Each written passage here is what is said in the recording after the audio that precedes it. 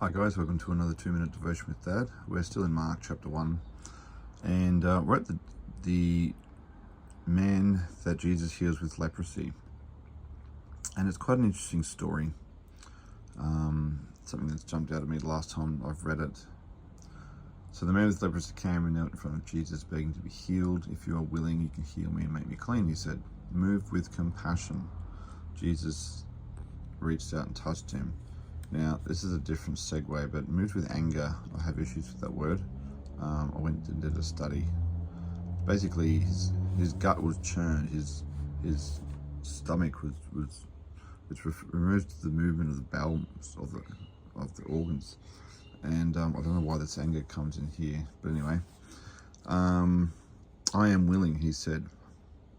Moved with compassion, Jesus reached out and touched him. "I am willing.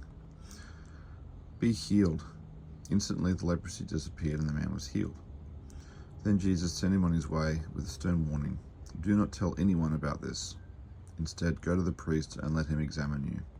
Take along the required offering in the law of Moses for those who have been healed of leprosy. This will be a public testimony that you have been cleansed." But the man went and spread the word, proclaiming to everyone what had happened. As a result, large crowds soon surrounded Jesus, and he couldn't publicly enter a town anywhere. He had to stay out in the secluded places, but people from everywhere kept coming to him. So it's just something that jumps out is the fact that the man who was healed actually did not obey what had been done or what had been said to do. And for me, there's a twofold side issue here, which I wonder played out. First of all, let me take you back to Leviticus chapter 14. I'm not going to read the whole thing, but I want to show you how much of a process it was. Sorry, I didn't prepare this one earlier. So, cleansing from skin diseases, 14 verses 1 through to 32. Like, it's a massive rigmarole.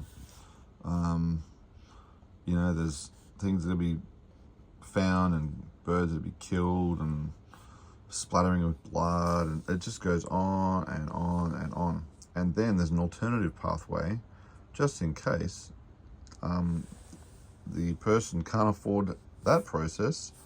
There's a secondary process which can be done as an alternative. These are the instructions for the purification of those who have recovered from a serious disease.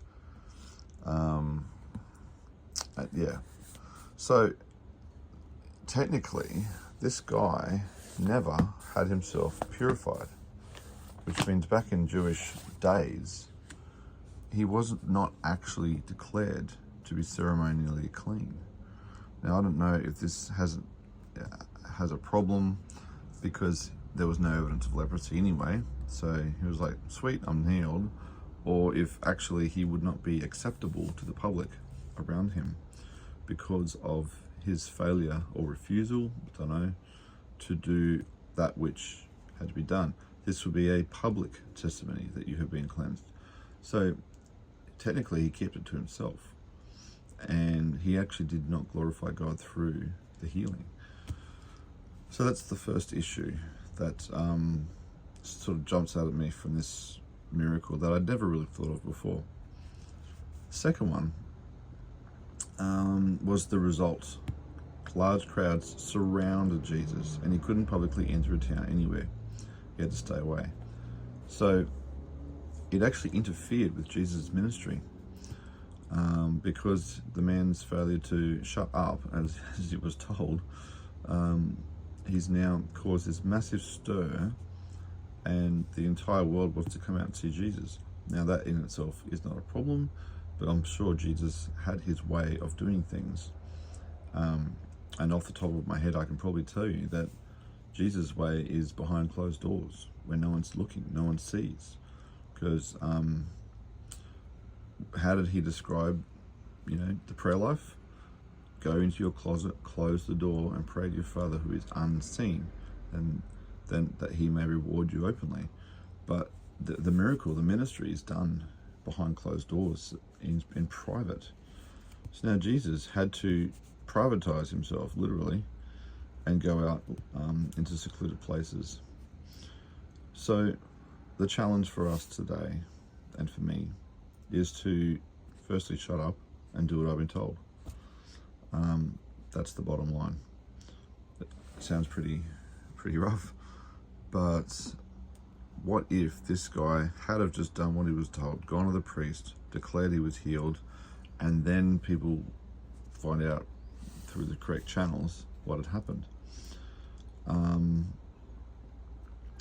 I just wonder if Jesus' ministry would have been so much more effective, and he would have been able to achieve even more through the quiets, rather than the way it actually played out. So be considerate of others, follow the processes. You know, the rigmarole that this guy had to go through was a pain, but it was still the process. So we need to respect the processes that are in place. So just little implications here that had massive follow through for the adverse effect, almost, compared to what was intended. So anyway, just something that I wanted to share with you guys today. See how you can apply this to your own life, and you'll be amazed at where it'll play through for you. Bless you guys. Have a great day, and I'll see you at the next one. Bye.